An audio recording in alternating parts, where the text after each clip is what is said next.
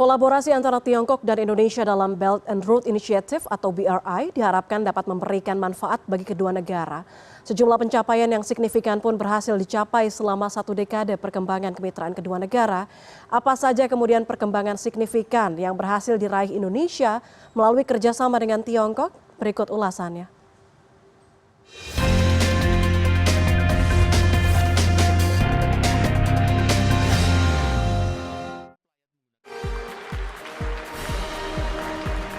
Dalam sambutannya saat menghadiri pembukaan Belt and Road Forum ketiga pada Rabu 18 Oktober di Great Hall of the People, Beijing, Tiongkok, Presiden Joko Widodo meminta sinergi Belt and Road Initiative atau BRI dalam pembangunan infrastruktur tetap berjalan pada masa mendatang.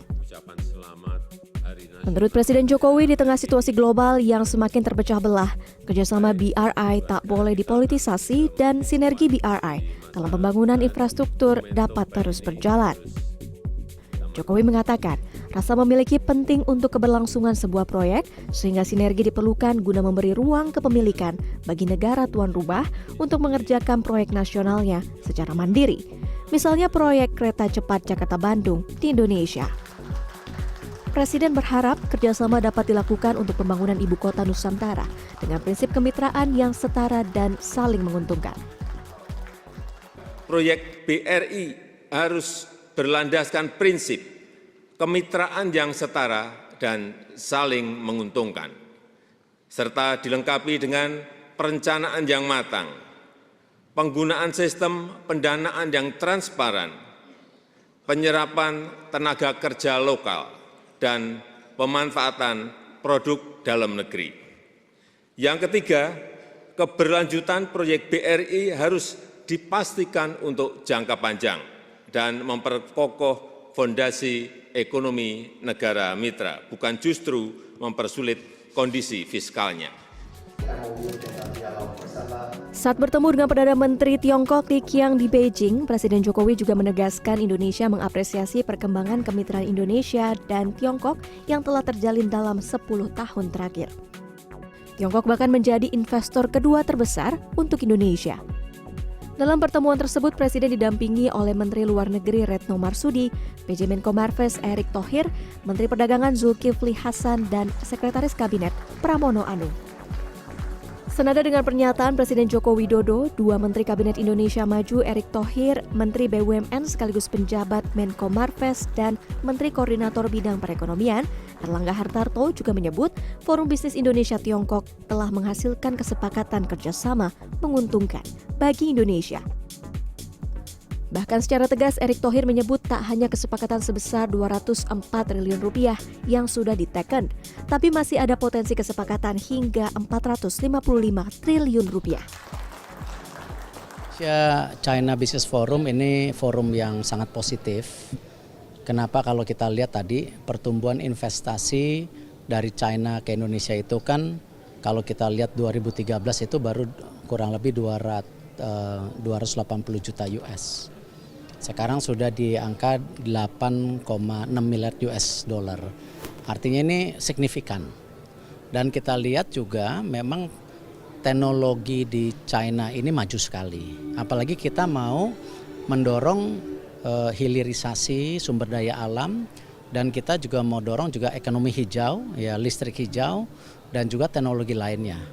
Nah, inilah kenapa kalau saya lihat tadi kerjasamanya ini luar biasa. Tadi disebutkan angkanya 13,7 miliar US dollar, yang dimana itu yang sudah agreement. Tapi potensinya itu masih ada lagi 29 billion US dollar. Artinya apa? Hubungan swasta-swasta, BUMN swasta dan BUMN juga ini bisa terus ditingkatkan. Karena memang kita ingin menjadi negara industri ya yang juga menjadi bagian supply chains daripada dunia. Jadi kan Bapak Presiden ingin sekali yang namanya sumber daya alam itu tidak lagi kita kirim secara bahan baku, tetapi harus benar-benar dilakukan hilirisasi di Indonesia gitu. Sementara Erlangga Hartarto mengungkapkan bahwa investasi Cina di Indonesia terus meningkat setiap tahunnya. Investasi tersebut telah mendorong pengembangan industri dan kawasan ekonomi khusus di tanah air. Investasi China kan sekitar 3,2 miliar, ini terus meningkat dan ini hanya kalah dari Singapura dan Hong Kong. Hong Kong itu kan sebetulnya proksi China juga. Dan investasi di semester 1 di 2023 ini sudah lewat dari 3,8 miliar. Jadi tentu dari BRI dan Poros Maritim Dunia atau Global Maritime Fulcrum ini mendorong pengembangan sektor industri maupun kawasan ekonomi khusus di Sumatera Utara, Kalimantan Utara, Sulawesi, serta Bali. Dan ini tentu sangat diperlukan oleh Indonesia, terutama untuk terkait dengan pengembangan industri, pengembangan teknologi, pengembangan inovasi, dan pengembangan sumber daya manusia.